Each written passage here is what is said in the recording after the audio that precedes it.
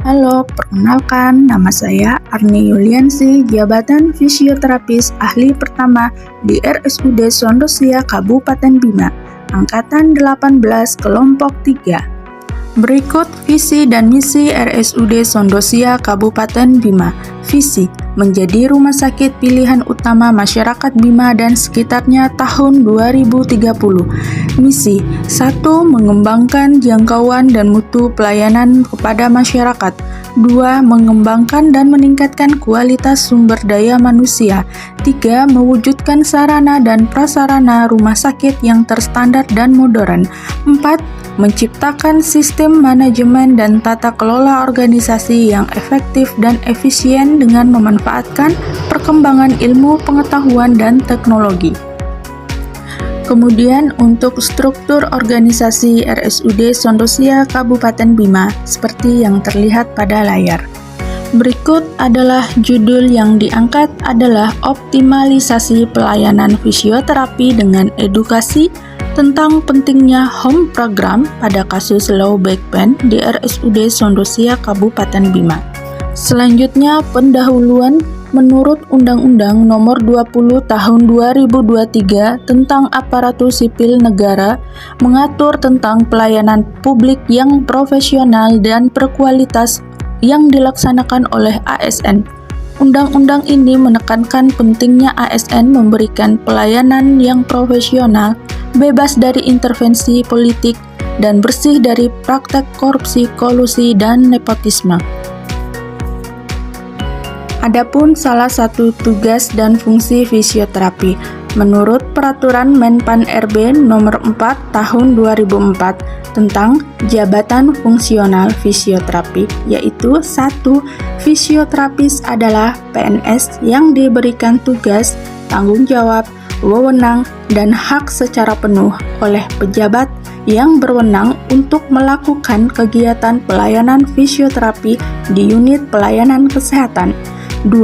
Fisioterapi memiliki tugas pokok utama yaitu melaksanakan pelayanan fisioterapi, mengembangkan, memelihara, memulihkan gerak fungsi tubuh sepanjang rentang kehidupan dengan menggunakan penanganan secara manual, peningkatan gerak, peralatan, fisik, elektroterapeutik, dan mekanis, pelatihan fungsi dan komunikasi.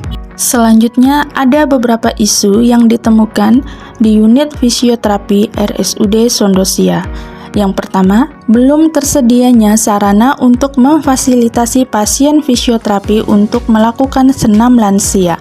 Kedua, kurang optimalnya latihan fisik pasien. Ketiga, kurangnya edukasi tentang pentingnya home program kepada pasien low back pain. Dari ketiga isu yang didapat, penguji mencoba dengan teknik USG, yaitu urgency, seriousness, and growth. Dan didapat isu utama yang menjadi peringkat teratas, yaitu kurangnya edukasi tentang pentingnya home program kepada pasien dengan kasus low back pain. Selanjutnya, analisa masalah. Untuk mengetahui lebih mendalam mengenai permasalahan tersebut, maka dilakukan analisis dengan fishbone diagram. Yang pertama, MAN, di mana petugas fisioterapi mengalami keterbatasan waktu saat melakukan pelayanan di poli karena banyaknya pasien yang mengantri serta keterbatasan kamar di bagian fisioterapi. Jika fisioterapis terlalu lama menangani pasien dalam memberi edukasi, maka akan kurang efektif. Penjelasan secara lisan saja belum tentu pasien memahaminya. Kedua, material. Petugas fisioterapis belum menyediakan leaflet dan video latihan karena belum ada petugas fisioterapis yang mengusulkan untuk memperbanyaknya. Yang ketiga, metode, di mana petugas belum melakukan edukasi latihan melalui leaflet dan video karena belum tersedianya material. Latihan yang hanya dilakukan saat terapi di poli saja tidaklah cukup bagi pasien dengan kasus low back pain.